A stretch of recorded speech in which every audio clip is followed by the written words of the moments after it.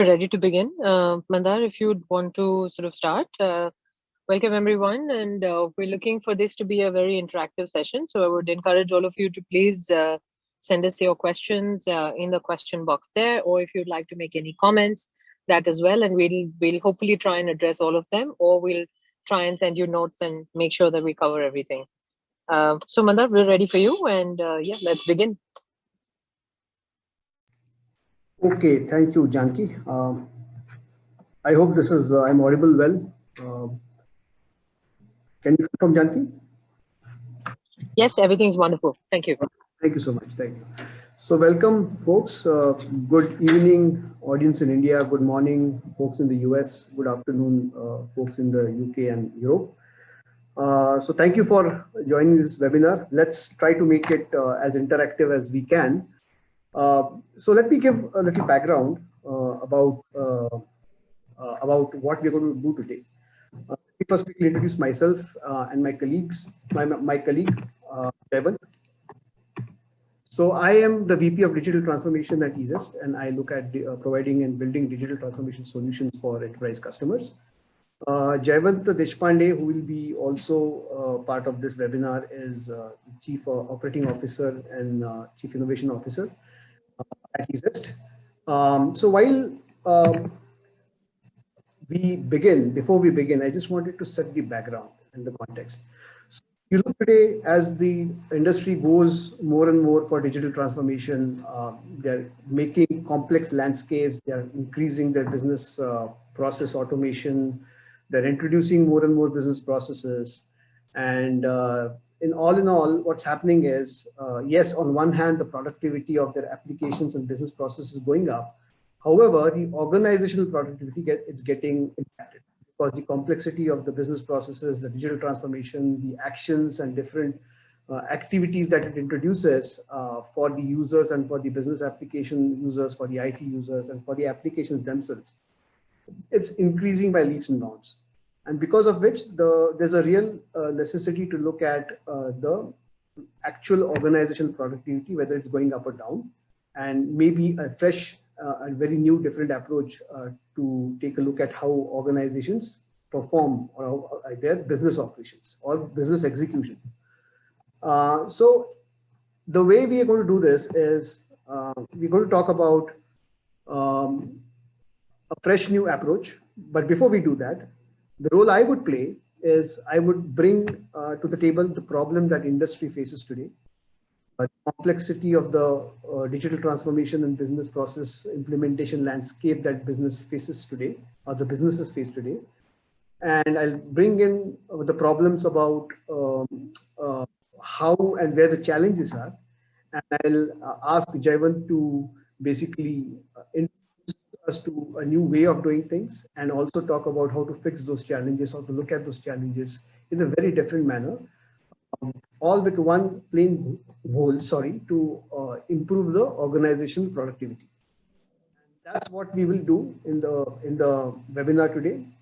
Now, of course, I have a watch on the questions that would be asked, and what I will do is we make this session interactive between myself and Jayavant. I would also try to squeeze in some questions wherever they are relevant. The point where I am in the whole flow of this webinar, or if not, then we'll definitely look at them at the end for sure. So let's get going with this, okay?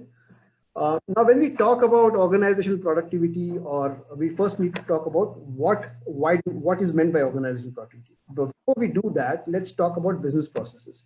Every organization performs different activities through business processes, whether they are manual, they're automated, semi-automated, highly automated, they're business processes. For example, customer service desk, customer relationship management, ERP systems, procurement, order placement, customer onboarding, or internal processes like HR, hiring, recruitment, leave management, invoicing management, all of that, those are business processes, right?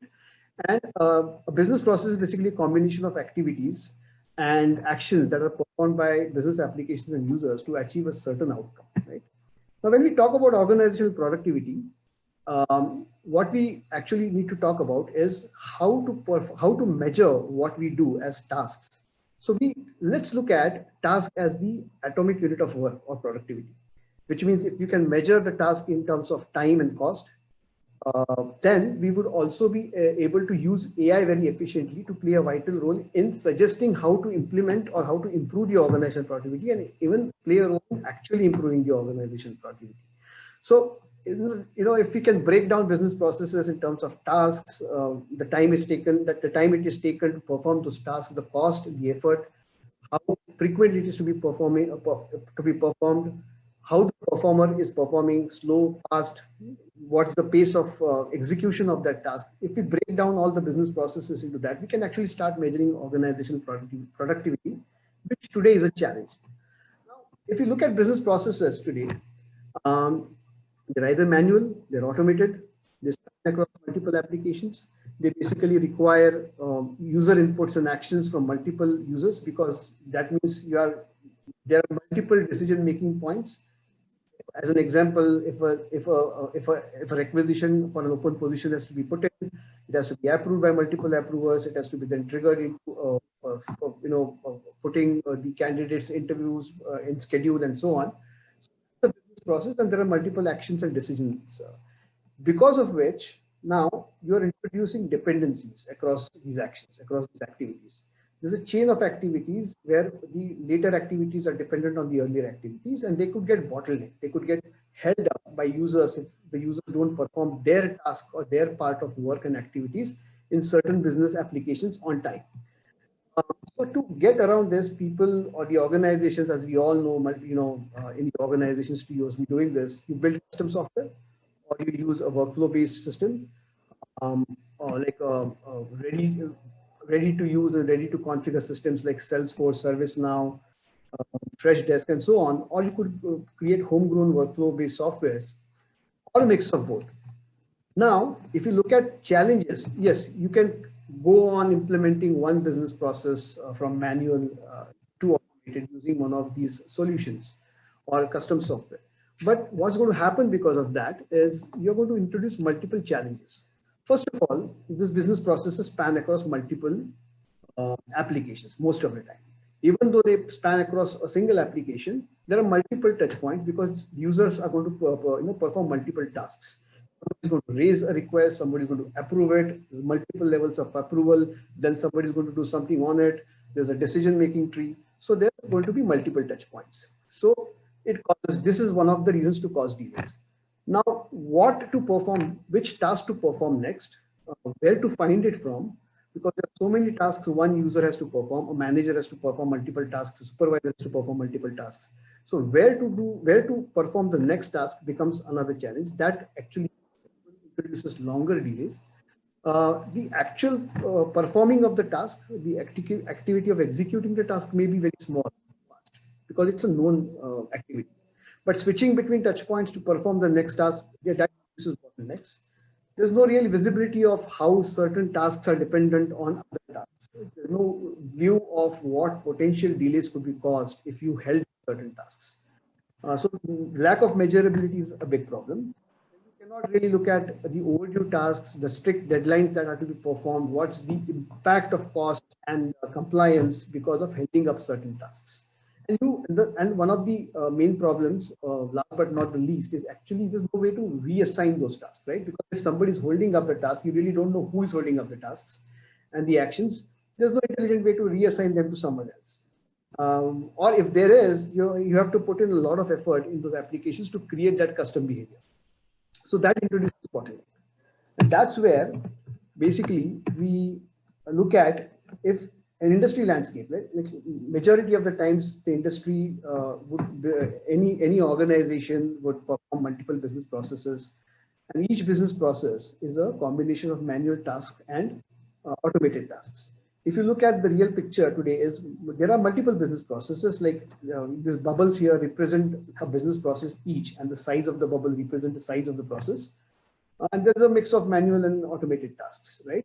So the idea is, how do you move from highly manual manual processes to automated, heavily automated processes and make them smarter? And that is where, if you are able to measure the organizational product, you are also going to be able to measure or realize that you need to move these business processes from the upper half of this graph into lower half. And that is where we need a fresh approach. But before we go to the fresh approach, let me give a quick brief of certain business processes. The reason I'm doing that is because we're going to use these business processes as an example throughout this flow. So let's say there are multiple business processes. Of course, an organization has multiple business processes, but there are three business processes for the simplicity we consider. One is leave management system, the other is job requisition hiring system, and the third is a service desk system. And there are multiple users and actors: support, manager, recruiters, supervisors, specialists, and so on. So, if you look at the landscape, there are these multiple people act on multiple steps within each business process at different points in time. And this becomes a complex landscape. And if you really see, there are many more business processes in one dimension, and there are many more actors that act on each of the business processes in the other dimension. So obviously the complexity of this improves. Now, if you look at all of this together, you really get confused as to how to measure how many tasks are performed by each user at the granular level. How do you make sure that the pace at which a user is performing a task is right or wrong, or slow or fast, or good enough? And how do you really measure how many tasks are to be looked at? Measure the organizational productivity. That is where, if you look at all of these things lead to productivity going down, because multiple accesses, multiple people, multiple business applications, multiple touch points, multiple decision-making points, really people do not knowing what to do when. That is where a fresh approach is required. So I would now ask Jayavant to step in. Now, Jayavant, to give a little more background, Jayavant has been in the industry for 23 years, and he has worked in various solutioning areas in digital transformation for organizations. And that's where he realized that, in all this complex scenario, there's a need to have a fresh approach. And at Easist, he has come up with this new way of doing things. So Jayavant, can you please, lighten the viewers about what this fresh approach is about and how it works? Thank you, Mandar. Thanks a lot. You really explain well the challenges that we face in an organization. And I worked with many enterprise customers. And when I see the challenges, I see that there is a pattern. Pretty much most organizations are struggling with the same thing. There are like several applications already present, built to solve one particular purpose or a problem, and then interaction between the applications and the various users and they performing tasks. And to summarize in just like one sentence, where the real hindrance to organization productivity, I would summarize it this way. It takes a lot more time for a user to find the task to be performed than actually to perform the task. Right. That is the fundamental insight or understanding I gathered when I study all this, that it's not the time that a user takes to perform the task, or it's not the time that the system takes to perform its task. It's actually for user to get to the task takes maximum time. Maybe there is you said leave approval, it's waiting there, but user doesn't know that until he logs into the system and he finds it. So finding what task to be performed actually takes more time, right? And so therefore, the interface that we have built, and so many interfaces or applications that we are building in the space of human to systems interaction, is that complexity or that clumsiness actually cause more delay. And that is where this thought process come from. Like, we really need to look at fresh approach, because solution to every problem is not like build another application and build another interface, because that is now complicating the whole matter and actually adding delays, because when one user delay performance of his task, there are subsequent tasks or subsequent users cannot move forward. And now that is the core problem that we try to solve. And there is a very related problem to it. So most of the times user get used to and they know how to find the task to be performed. But still it's very difficult for them to decide which task to pick first and which task to pick later. That's the second biggest problem, because what if there is something really, really important to be done by the user? There is either SLA is breaking or the deadline is approaching, but the user gets busy in something which is not really, it's actually trivial. But the only reason that user picks it because he logs in the work, and in the email he sees that, okay, something needs to be done, and he immediately starts getting on. But that may not be the topmost thing for the user to do in the organization interest. So that's another problem. How do you prioritize? And those are the two main areas where I think our approach is focused on. How do you actually give the task to be performed with the entire context and make it really easy for the user? And secondly, how do you prioritize on behalf of the user and tell the user what is the next best action to be performed that is in the interest of organization, right? Now, how do we get to this? So the first thing is, I said, we need to really look at what should be the building blocks of software as opposed to building another application and another screen. And that is where I think we believe that the tasks are really the building blocks. And if we can present the task to the user in the manner that is comfortable, if it is a web application, present it like a web screen where user can actually execute that task. So just make it easy. So that becomes essentially the building block for our software, the task. And how do you trigger that task? How do you know that the task is ready, or how do you create the task? So we have another entity called event. Event acts like a trigger. It's create the task for the user or for the system. When the task is complete, the task generate the event declaring that I have finished. And that's another event. So basically, using the events and tasks, we actually build this new model of software. When we move to the subsequent slides, it will become easier what exactly it means. But using that, what we are trying to also do is actually simplify now the user's interaction. So the users can actually not deal in different applications and different screens and walk through the pages. He gets a very simple view where he sees the tasks which are prioritized for him automatically, so that he can just go about performing them. And yeah, go on. Oh, no, I think that's a very different approach, because what you're saying is you look at all the business processes and only think in terms of tasks. Take activities and tasks from each individual business process, put them together and present them in a logically grouped manner to every user who needs to perform those tasks, correct? And those are triggered by the events from different applications or different, it could be databases, log files, it could be emails and so on, correct? Is that right? Yes, absolutely, yeah. Okay. So in that case, when you talk about tasks and we talk about events and talk about activities, I think it would be a good idea to first look at how this is executed in conventional ways before we look at how Action AI would actually perform them, or look at them in a very different way. So if conventional approach. So Jayawant, if before I again ask you the next step of how to do these things through Action AI, I'll quickly walk the audience through how conventionally things are done today. So you have different applications, you have different. So let us understand basically the concept of task in the existing applications, in the whatever web applications. App 1, App 2 actually represents different applications that an enterprise may have, and user perform various activities on those applications. That is what basically we call as a task, which is an atomic unit of a productive outcome in an organization.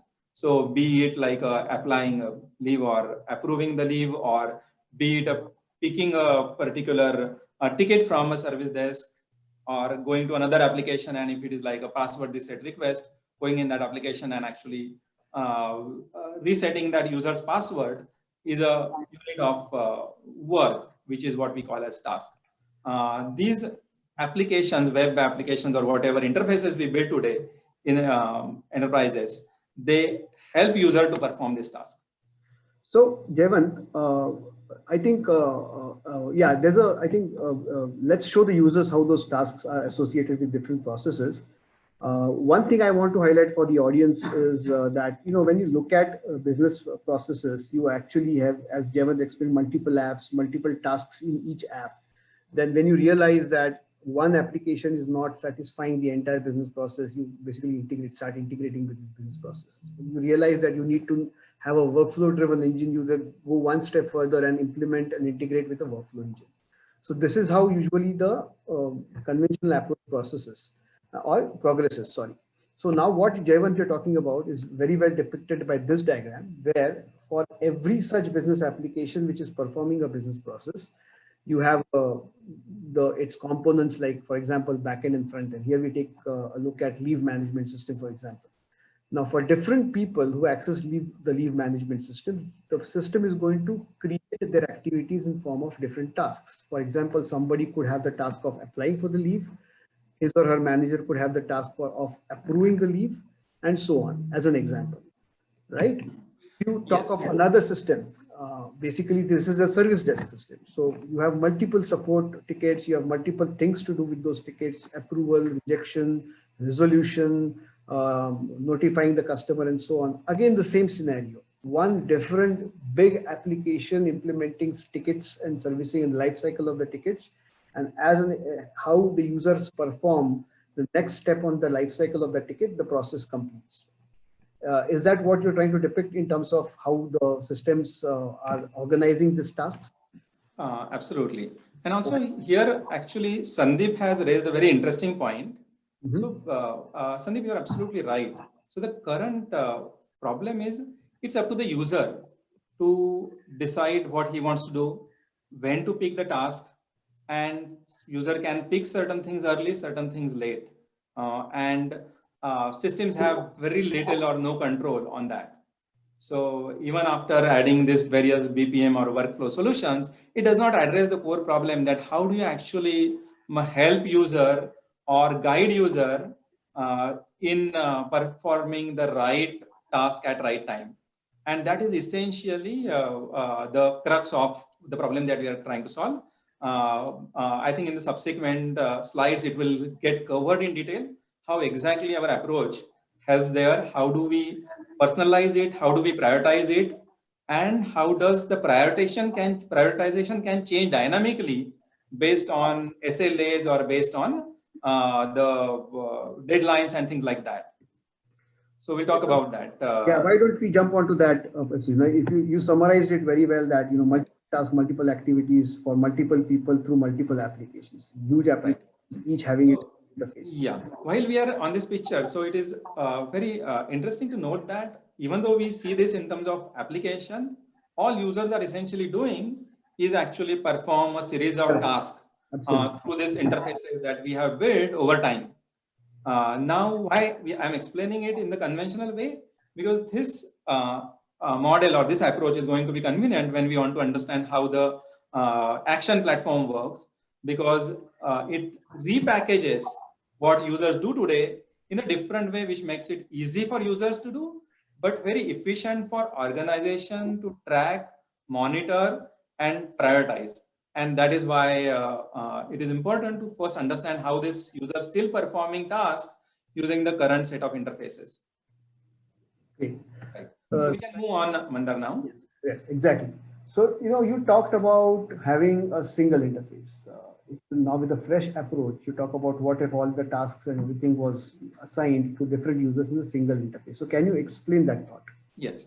So first of all, breaking the user's interaction in many different application interface itself add a lot of friction, according to me, because a user, if you expect him to actually log in before performing a task and then sort of once he finish one task in here, go to another application and do something else there, it is just very clumsy. And as organization grow and all, it's just a list of interfaces that user has to deal with just grows so much that it's like too much friction.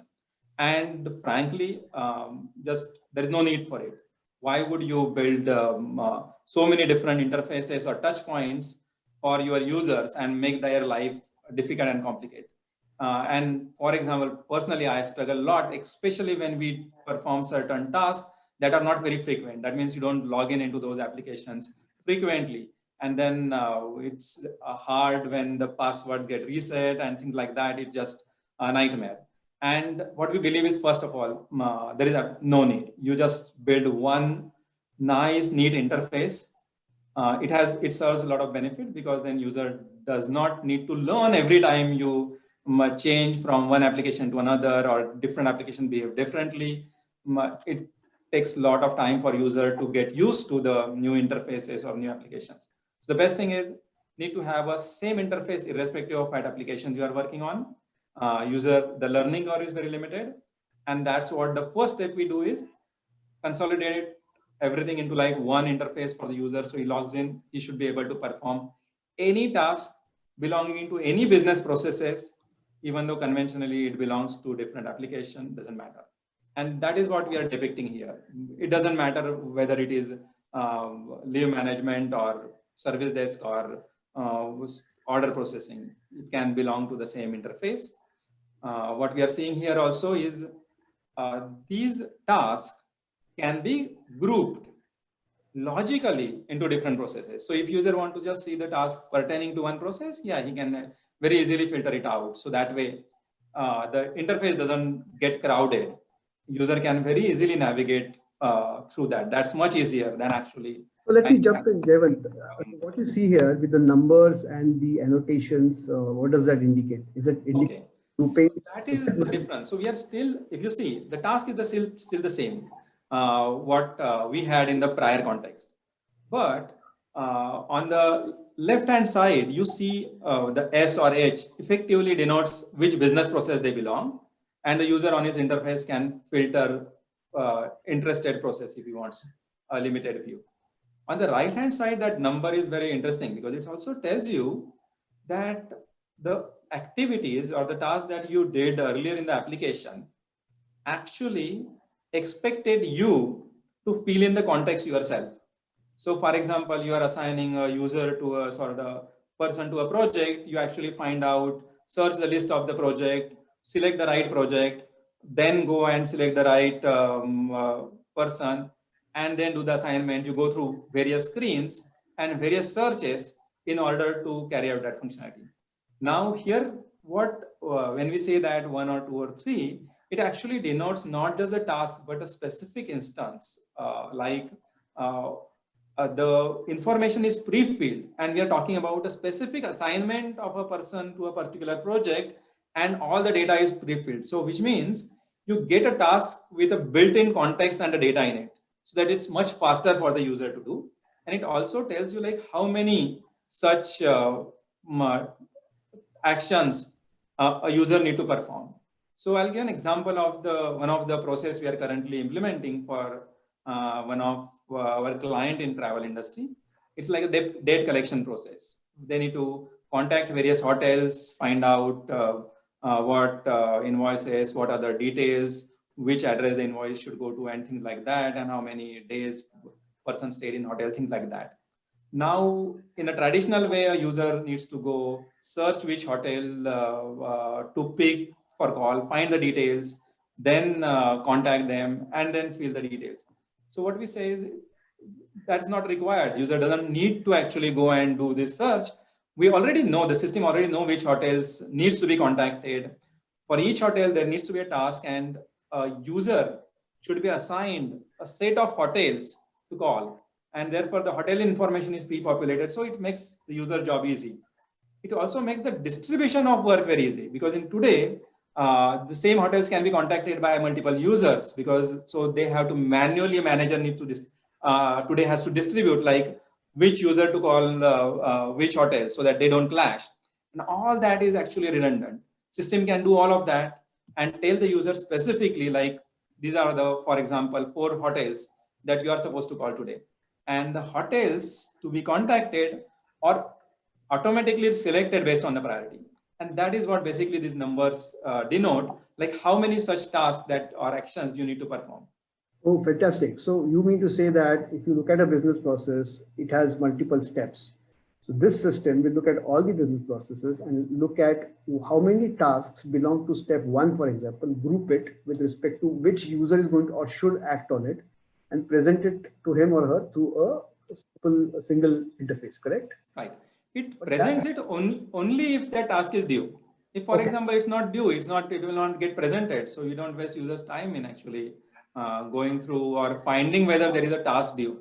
So only task that is due on the user is presented to him. Oh, fantastic. So this looks complex, but I'm sure that the system makes it very easy to orchestrate and actually provide this task. So can you talk about how the Action AI framework would actually create those tasks and manage them? Yeah, so the first important idea is it's the decoupling of the presentation from this concept, the business actions like tasks.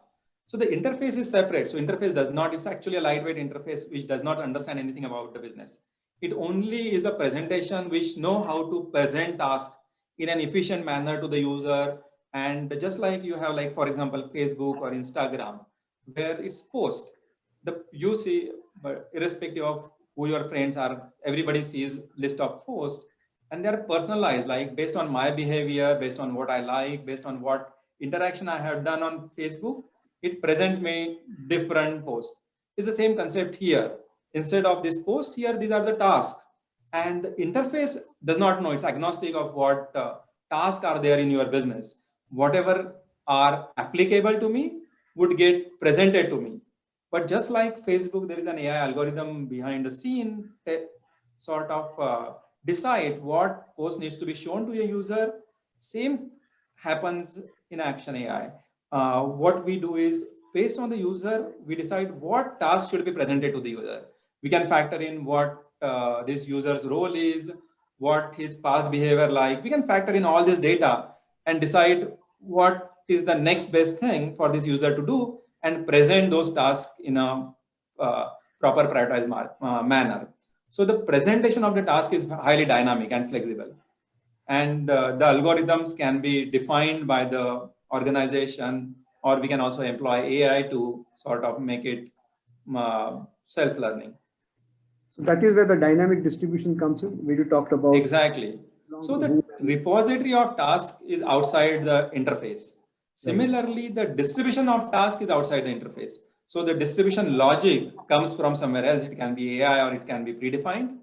The repository of tasks and processes is generated by the existing application that you have. So there are two ways actually to do it. We generate tasks based on the existing application, capture the events and generate this task, or there is a separate studio, and maybe you can actually go to the next slide. I have a question, Jayant. So before you go to that studio, this means that you are basically orchestrating different activities from different systems or processes into this repository and then distributing them intelligently. However, does it mean that you need to discard the existing applications and investment that organizations have done? Really, because even though you can create a new business process or new applications on Action, it actually, right now I see the purpose that it fills the gap between the existing application and the user. And I see there is a lot of gap, lot of distance that we still have to travel, because current application does not make it really, really simple and easy for the users. What Action does, it's actually to fill that gap between the existing applications and the capabilities or the abilities they have to present to the user in a very efficient manner. And therefore, whatever is organization already has, we have built an integration framework and layer, which is like a CDC based, which generates and capture events from your existing application. So whatever you do today on your existing application, you continue to do, but it generates and business events that can be plugged to actually create a simplified version of task for the user or the subsequent or the next user. So that way there is a very easy transition or the easy sort of collaboration between your existing set of application and making them really, really that simple for the user. So the application stays as is, the interface moved to Action, and both can coexist without requiring any change to your existing application infrastructure.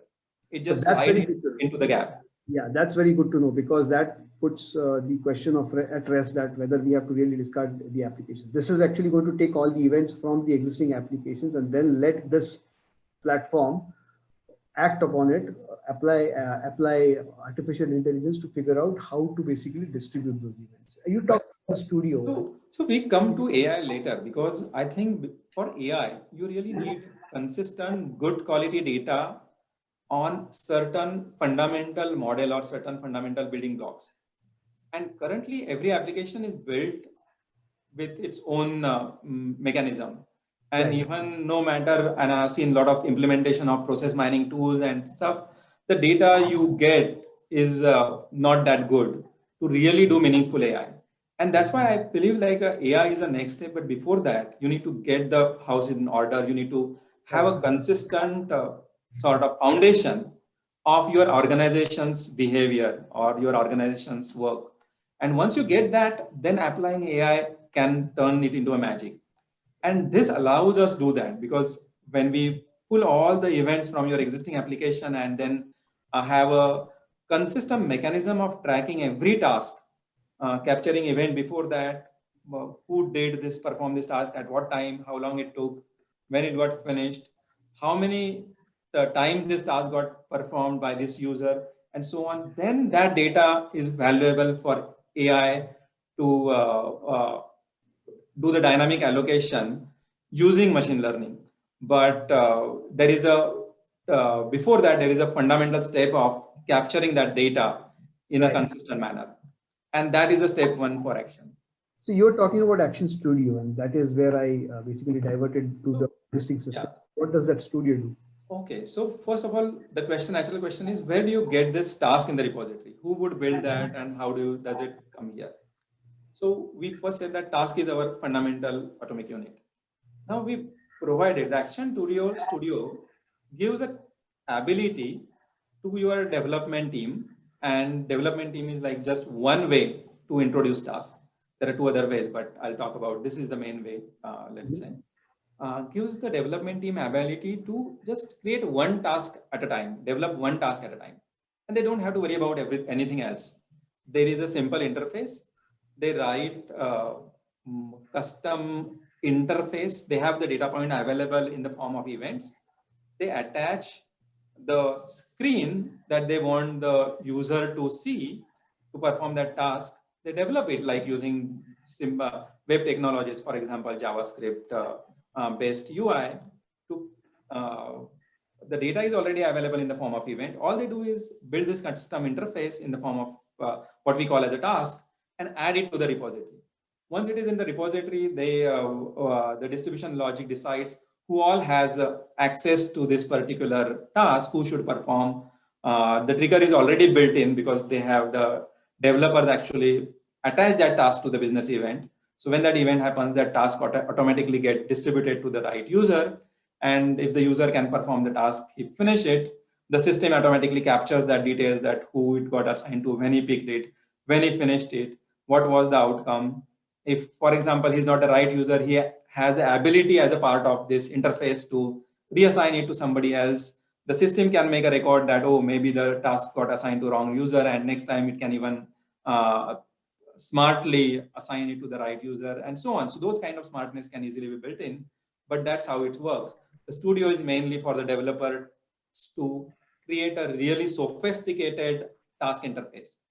But rather than building like an application as a whole in one shot, or when you modify the entire application, we deal in at a task level, which is much easier to control and add. So you can add one task at a time, release it, and you achieve one level of automation. I have one question here that from a viewer. Like now, a challenge that any organizations have is multiple systems in the presence of multiple systems. So does this mean that this new approach, Action AI, needs to be transparent to what system functions in the backend? Is this approach transparent to what business functions backends? Yes, all the existing functions are in the backend. Yes. Sorry, all your existing system that you need to connect to. So what we have built in the Action is a ability to connect to different source. So you pick your source, provide the required credentials of its data store, and it pulls events which admin or a developer turns into a business event, so they are meaningful. So you actually pick only the relevant content. So their studio allows you to do that. So that way you sort of subscribe to real-time business events, and then you attach tasks to it. So the core idea is, as soon as basically Action monitors the real-time events happening in your organization and generate tasks in real time and send it to the user in real time. So that way, it can be totally optimal in the sense that as soon as the task is ready for the user to perform, it gets shipped to the user and sort of prioritized based on the logic for the user. So Jaivan, coming back to, you talked about the studio and the whole orchestration and this. Now let me summarize all of this. So basically, you look at the existing applications, you pull events from them, you use the Action Studio to basically work on those events, create processes and tasks, and the processes could be small workflows within themselves as to how to act, what task to create for which user based on an event that you capture, all of that in the Action Studio. Then the system would take this task created in the studio and put it in the repository, and then basically you tell the system whom to assign which task at what point of time for execution. So this is the summary. So that single interface instead of multiple interfaces from multiple applications are now going to serve the purpose of presenting to all the users in that single interface, in of course different accounts that the users could log into it, all the tasks that they are supposed to perform across all the business processes in one place. That is what the system do, right? Yes. By the way, thanks, Anand. Of course, I have, like, in the subsequent slide, there are few screens of Action interface, and maybe that would help you to understand. But happy to have like demos and some actually real world examples. Correct. Mandar, yeah, you are absolutely right. So that's the idea. We have not touched much on the AI aspect. Now I'll come to that. So once we understand that Action has a capability to sort of capture all the metadata surrounding the task, that is the fundamental sort of repository for AI to work on.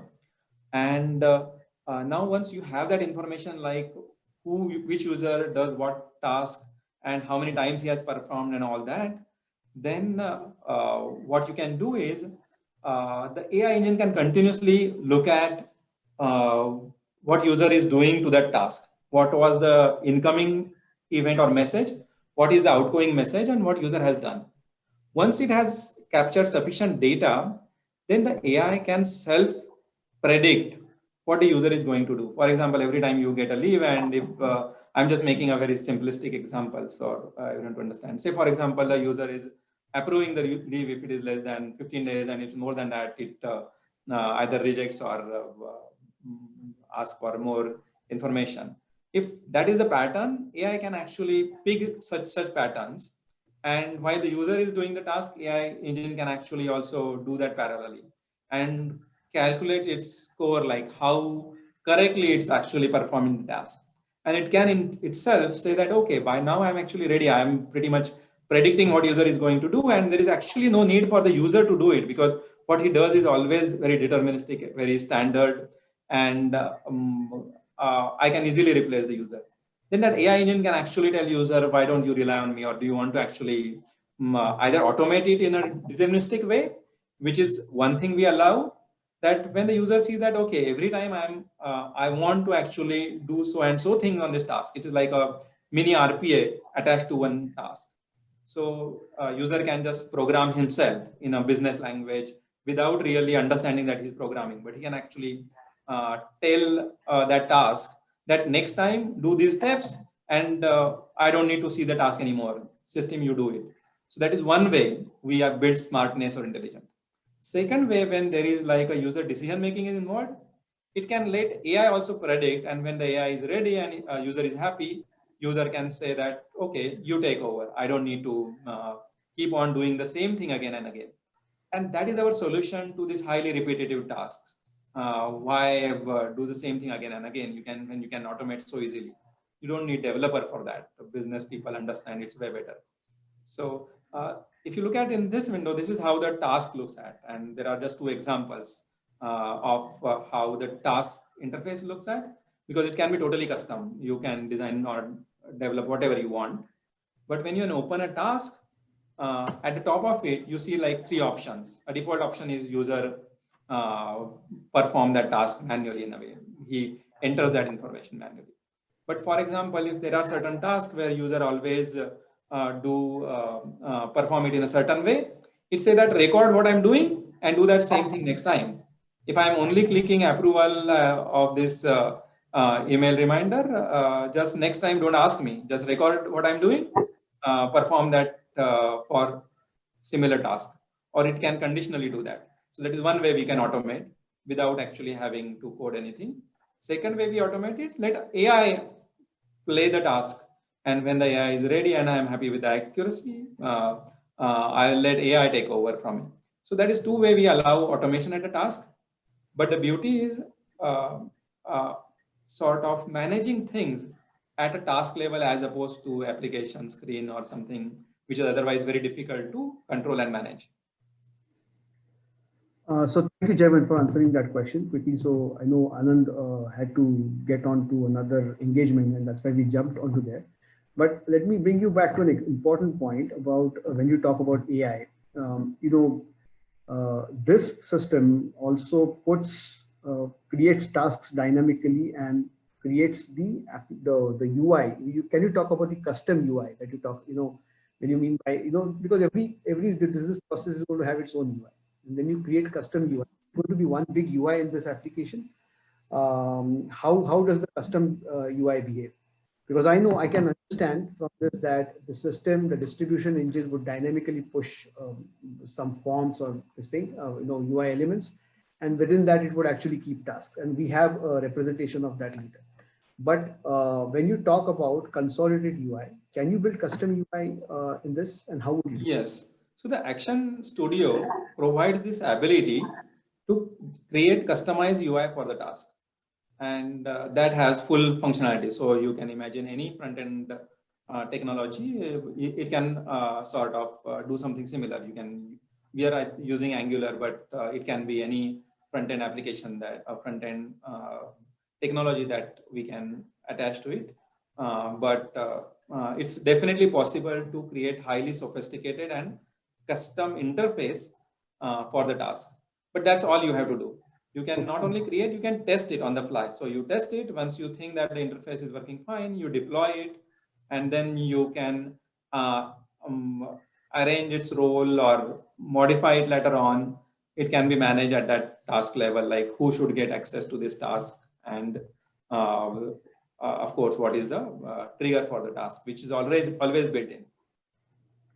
So Jaivan, now before you said you can create a very custom UI for each task. But before we go there, one thing that I wanted to highlight is the screen, which is the application screen.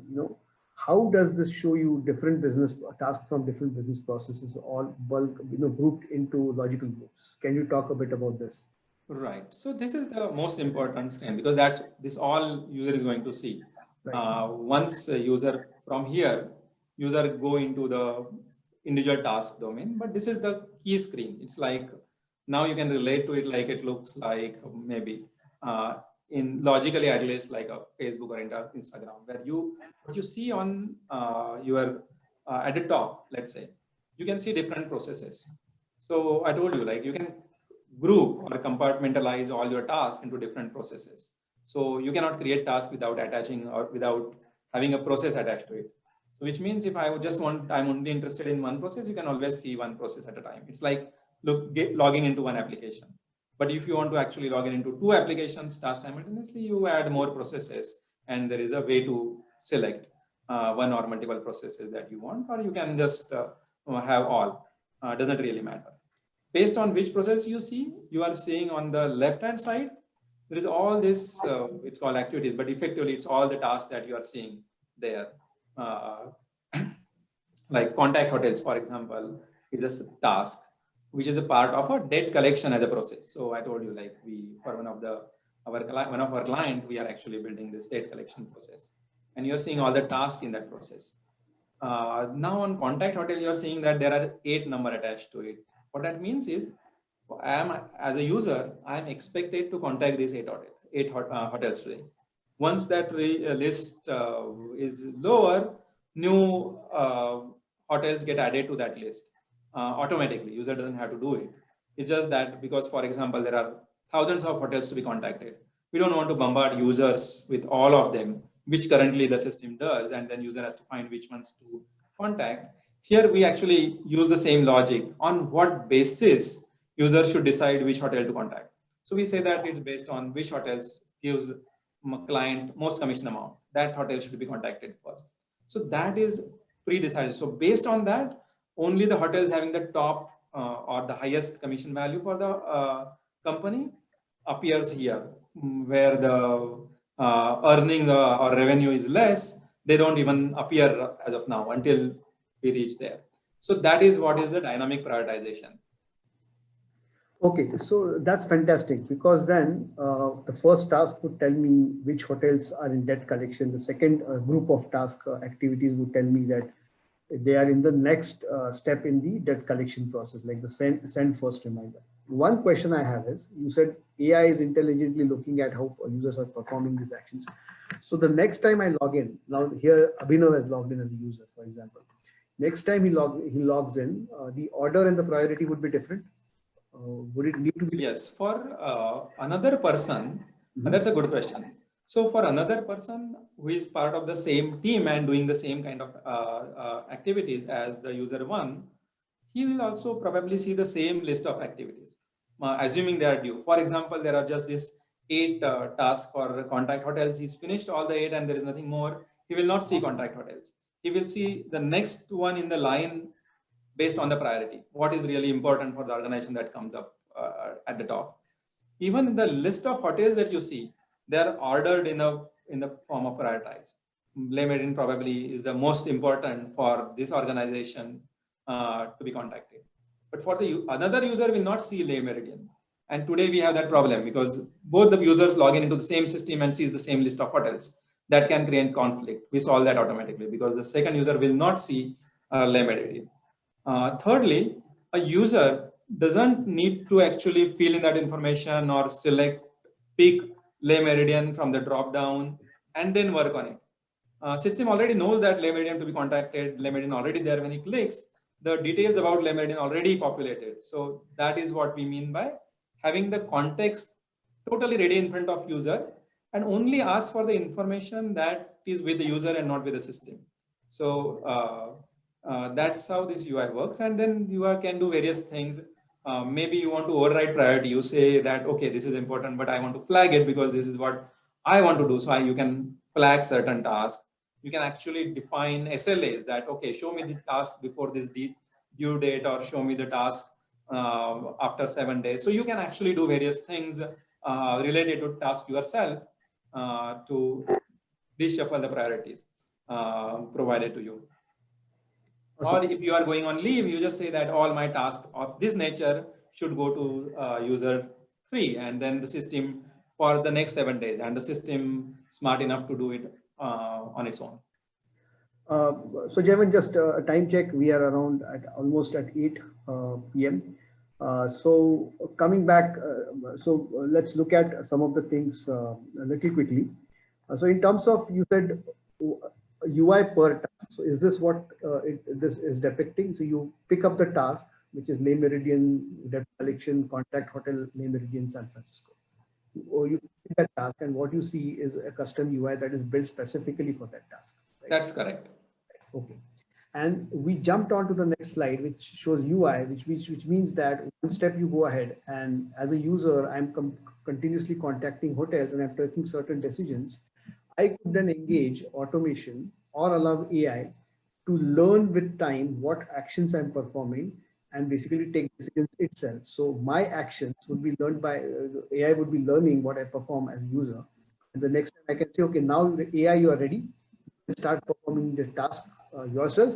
And at that point of time, the task won't even show in my the dashboard that I see when I log in. Is that right? That's correct. So you can use AI in 2-3 different ways, but this is one way of like user actually prompting AI. But there is also very interesting things we can do from the back end on the data that we receive about each task. And for example, in our current application, we are actually using AI to not only calculate not only just look at the commission amount, we are actually using AI to calculate the propensity of the hotel to pay based on various parameters and based on our past data. And that we are factoring it to prioritize which hotels to be shown. In order to decide which user that task should go to, that's also where we use AI. Currently, we are using it to find out based on the languages and things like which hotels user has dealt successfully with, and we are actually bringing the hotels properties in the same region or country and so on. And even AI is used to decide dynamically based on which user should be given which task without actually we have to manually configuring or allocating it. So because the way the data is managed around the task, it's very easy to sort of distribute and prioritize and use AI to solve various problems, even outside of the user's own training. No, this is really fantastic because over time, it's not only when we talk about organizational productivity. First of all, it's looking at all tasks holistically across the system, across the organization. It's bringing it in front of you. It's prioritizing it for you. So that saves me time. The point you talked about is to the most time is spent in actually finding out what to do next. That big problem is solved by Action AI very easily because it prioritizes it for you. Once you reach a stage as a user, if I reach a stage where I know the decision-making points, the system, I can ask the system to take over the execution of that task from that point on. So it increases my productivity even further because I had to deal with 100 tasks now. After 2 months, I have to deal with only 20 tasks, or 80 tasks. 20 are taken care of by the system. And if that applies holistically to multiple users, you can imagine how the organization productivity is going to go up significantly. Definitely, now I can build up that picture for the users as to how this AI-based automation and AI intelligence is going to make the productivity go higher and higher. It already starts at a higher level with this platform. It can go even higher with time. Correct. So because now we are actually asking the question to the task, like who is the best user to perform this task, and that we can answer based on the historical data, like which user actually perform this task most accurately and fastest, and give the task to that user, and it is totally dynamic and AI driven. Mandar, can we just quickly go to the question? I see somebody has raised a question. Yes. So there's one, that's a question. Okay, so there's a question here on the, I'm just looking at 2-3 screens here. So one question is this based on serverless architecture? As serverless based upon, like serverless has been based on events and tasks, the event out the events from source to destination and function will execute the task. If not, then what is the difference? So I hope you got the question. Is it a server? Yes. So yeah, you can say so. Yeah, the core architecture here is more closer to what they call as a event sourcing. So it's actually everything is event driven. So you have an event and you keep a track of it. So it's immutable events, and between the two events you have activity, which is basically a piece of code or a piece of work that a person is doing. That's all. It's that way, very simple. So you can look at event sourcing as a true reflection of how this is built on top of. But yes, it is. You can also call that is a serverless architecture. Okay. So absolutely. More questions. I don't see any other questions. So before we, okay, let me just quickly check. There are no questions, open questions as of now. All right. So let's proceed with the quick idea that very quickly you can say now how this allows. Our main question is allows. This is a very important point you raised at the very start. That yes. If you want to optimize organization productivity, first you need to measure it properly. how do we measure productivity properly? So here we are proposing a simple mechanism that think everything in terms of task. Now measure the task, how long a task is taking, how long is the waiting time, how long is the execution time, and so on. So it's very easy to measure task. And then there is a cycle time for the process. So you measure cycle time for task, cycle times for processes, the cost associated with that, and that's very easy to measure with this paradigm. And that then goes into feeding of how do you automation and how do we simplify the automation without actually writing bunch of code or creating applications. So first you measure, and the dashboard that you're seeing is actually a very simple version of how we can look at various charts that shows us what are now, this is for one of the client, like this hotel booking related, which task is in what state, how many tasks got stuck where, and all that information is available really easy. And this is basically a ability where you can use the capability to create your own dashboards based on the data that is available. Right. So now you talked about this real life example already, but now briefly, I think we are 8:06, and considering that we have to leave some time for questions and answers, can you briefly talk about this real life use case, which you already described, but summarize the scale of this, because it's hundreds of hotels, hundreds of thousands of records that people have to go through with multiple steps, and what kind of productivity gains were brought in by applying this system actually. Right. So Sandeep, yeah, that's a valid point. So we have this BPM tools, we have the applications, but what I saw really challenging is there are these three parties here: users, these BPM tools, and is your existing set of applications. And for each of them to change from one domain to another, the friction between them is really high. Neither of them actually creates a good capability for interacting with users in a simple, meaningful, and really highly collaborative manner. So that's a big problem. User and system, there is a big friction. And system to system or system to BPM tools, there is another big friction. These BPM tools does not sort of work closely with your applications, or does not have the capability, for example, to actually generate and add new custom UI, for example, and things like that. So each one has come up with his own limitation, and they sort of see the world in their silos, as opposed to having a really smooth, frictionless collaboration between various applications, this BPM tooling, and users. Our attempt is actually, the philosophy is fundamentally very similar, but it's like actually brought it together in a manner where it is easy for companies or developers to add tasks, present it to the user, manage it, integrate with your existing set of applications in a manner which is manageable, without actually creating another like a big IT project and integration works.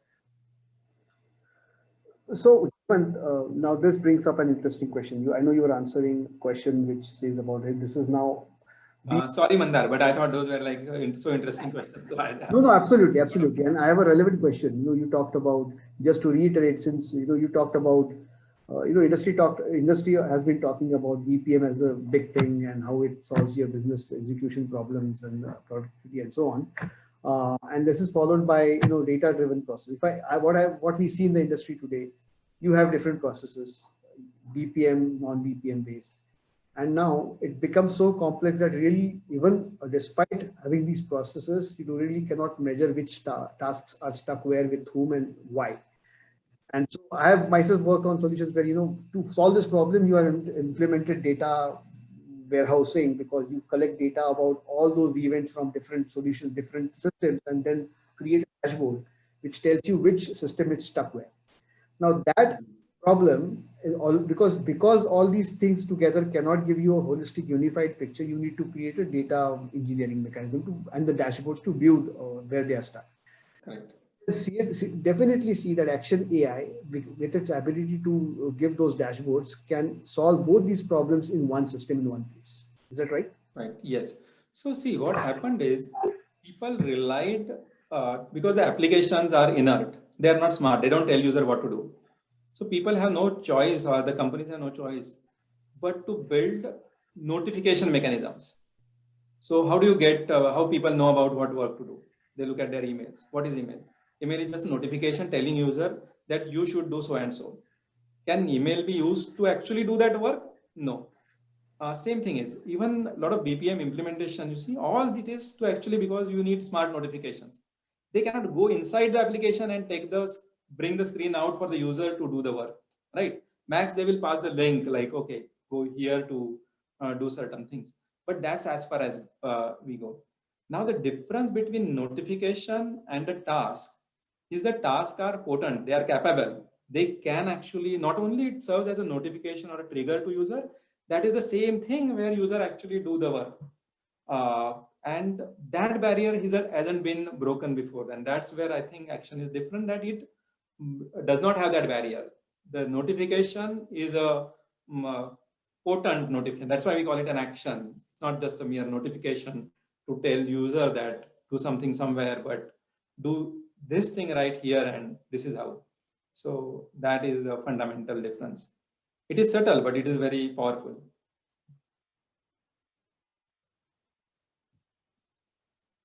Right. Does that help? Right. I think we are look at this hotel data collection process, but we actually talked about it, yeah. So we talked to about some it. extent.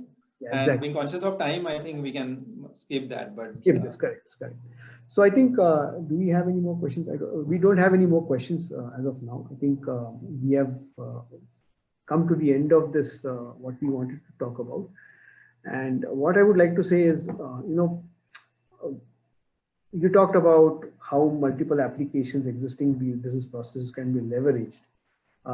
The hotel's debt collection use case is an example of how to create a process from scratch, which was not there before. So that's an important topic if you want to quickly touch base upon, when you want to create a process from scratch, how you think in terms of one step at a time while you work on Action platform. You talk. Yes. Yeah. So that's the beauty. You can actually just pick the first task and implement it in Action and release it to the user, and then use the message, its output, which the output event, to attach next task to it, and so on. And like the example that we see on earlier screen was like couple of screen or couple of tasks built for this particular process. Now the beauty here is that the process that otherwise expect user to manage things themselves, distribute the work, like who should contact which hotel and what status it is in, and so on. That all flow is managed within Action. And the beauty is that you do automation one step at a time, one task at a time, and that's how you release it. And so therefore cooperate very well, even if certain tasks are manual. So for example, even when implementing this process, we say that, by the way, this task number 3 is really, really cumbersome. Just implement task number 3, pick the incoming sort of event for it, automate it, release it, and then pick task number 5. And those kind of flexibility is another key advantage. So you don't have to build softwares in like large chunks such as applications, or the entire process. You can actually build or automate one step at a time. Fantastic. So I think with that, we can claim that not only existing business processes can be simplified because you unify all of them in terms of granular tasks. You can also create a process from scratch because you develop one task, one process at a time, create it and deploy it for the users. As the process becomes more and more complex with time, you just add more and more tasks and processes in Action AI and then deploy them. And as those are executed, Action AI's AI mechanism basically makes it more and more productive. So on this, at this point of time, I see no more questions. Are there any questions from the audience we would like to we take them now. Let's give us a pause and see if there are any more questions coming out. Else we can summarize this and close the session. Yeah. So thank you, Bhushan. So thanks really for your interactions. In a simple way, basically, this attempt is actually trying to really solve this puzzle. Like, how do you make your systems most optimal possible? So effectively, where we are heading to is, can we compute what is the next best thing for every individual in an organization to do, and give him a way to do that activity or task in real time, so that as a organization it's as efficient as possible.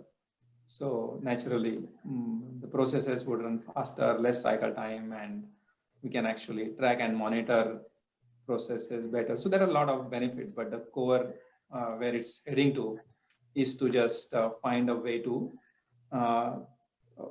think fresh and have a solution that can totally solve the problem, not do the patchwork around what we currently have. Thanks, Jayant. I think we see no more questions. So we would like to close the session. I just want to make a brief summary of that. We looked at initially how industry complexity grows with respect to business process implementations. And I hope, and we all hope that the Action AI, what you saw today, what you heard today, the explanation provided by Jayant, the multiple aspects of Action AI, definitely makes you convinced that there's a very fresh way to look at business processes and the tasks and sub-processes inside those business processes in a very different, novel way. Them together at the granular level and solve them task by task, so that your organization, your task level productivity increases, the cost of the task reduces, bottlenecks go away, delays go away. System intelligence tells you exactly what to do next, to do, how many times to perform that task, and repurpose those tasks with respect to different users. And all that we see is going towards one common goal of making execution of the business faster, making the tasks, the activities that you perform in a business faster, and also automate them over time, so that the number of tasks that each user performs also go down and down with time, so that you are again well equipped to add more and more tasks for more and more business processes as your businesses expand. But you make sure that you are able to measure your operations, your tasks, and does the overall organizational productivity, and also basically improve the organizational productivity. And the organizational productivity really goes up if you implement Action AI as your main task management, business process management engine. Another thing may not be very evident here, and this could have been an interesting question, is like, when, for example, after action, what happens to the existing application? And do they stay? And what if we need a modification or changes to those existing applications? Do we still need to do those? And the answer is actually very clear. The existing application stays because they have achieved certain level of automation. Any further automation, you don't have to go back or modify existing application. Those modification would automatically happen on action, because now we don't really care. We have the events from the existing applications. We stitch those events to the next task and so on. So this means that predominantly majority of your existing application, you will never have to go back or touch. They run as is because we are not replacing them. But any further automation on top of that can happen in action. And that's not very evident, but that's like a really, really key aspect of how this works so closely with your existing applications. Okay, thanks, Jayant, for that important point. A very important point with respect to, or from the perspective of how organizations who would be interested in action implementation look at their existing investment in the applications. But with that said, I think we are at the end of the session. thank you all of you. Thank you participants to basically hear us out, watch what we had to say and talk about this fresh, different new approach of looking at business processes and looking at how to improve the organization productivity. With that said, we would like to end this session. Thank you for your time. Thank you everyone for joining. Thanks Mandar. Thank you, Jaivan. For Janki for coordinating this. Thanks a lot. Thank you. Have a good night. Thanks Sonal and Vedvat for your support in hosting this webinar. And yes, of course, everyone else for joining. Thank you again. Bye-bye. Thank you. Bye.